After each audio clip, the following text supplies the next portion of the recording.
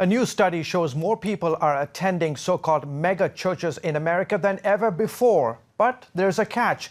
Attendance is down to once or twice a month at least. And like smaller congregations, big churches also struggle to keep the faithful from attending on a regular basis. Joining us to discuss the study is its co-author, Dr. Warren Bird. Dr. Bird is Director of Research at Leadership Network and author of 27 books. He joins us via Skype from New York. Dr. Bird, great to have you on the broadcast. You have been studying this for a very long time. Tell us about the people who attend these so-called mega churches. Well, megachurches is an arbitrary word that's come up for churches that have 2,000 or more adults and children in attendance on a typical weekend. There's nothing magical about that number, but it does say that you have a level of organizational complexity and multi-layers of staff and the like. And who are the folks who attend? The folks who attend, surprisingly, are a younger crowd. That large churches tend to draw disproportionately more young adults.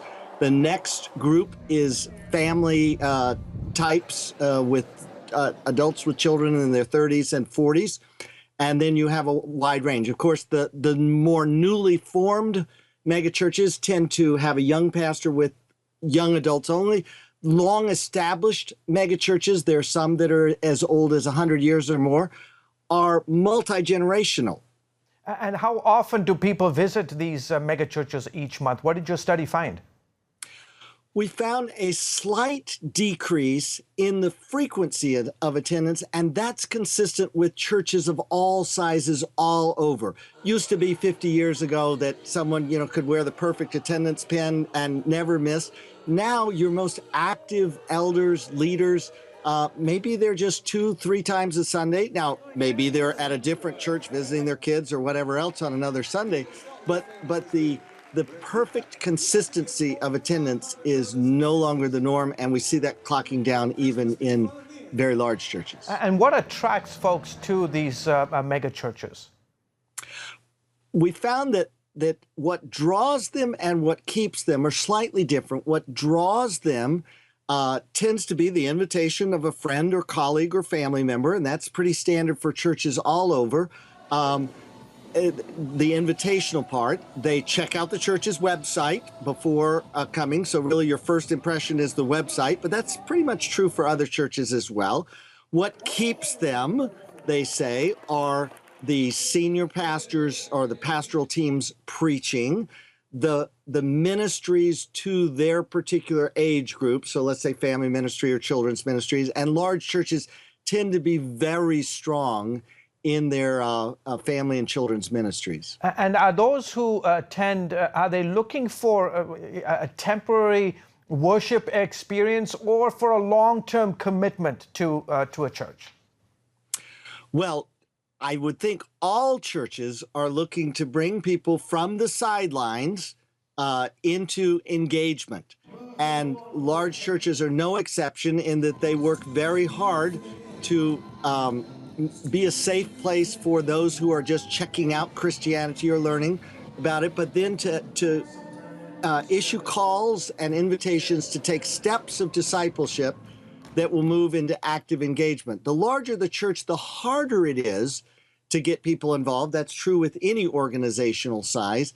And so large churches that are doing well because they've found multiple pathways to get people involved. In your study, are millennials interested in attending these mega churches?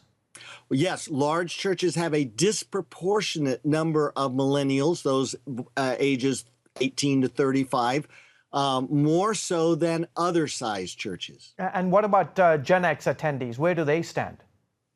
They are, according to this latest survey, slightly less, and we were just trying to figure out why. Is it because the cohort is smaller or adjusting or regional differences? But we did notice a drop-off in the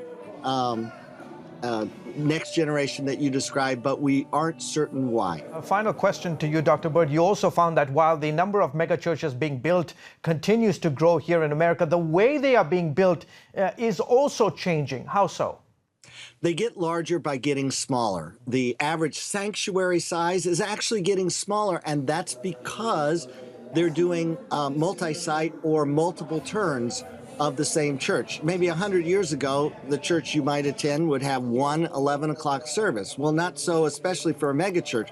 There are Saturday night services, Sunday morning services, often Sunday night services as well, often on multiple campuses. Thus, you have that feeling of intimacy, and it's not this great crowd effect.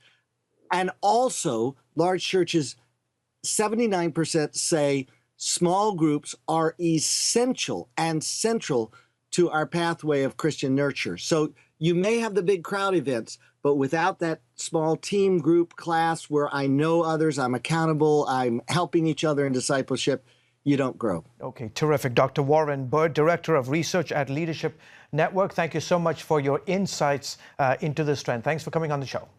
God bless you.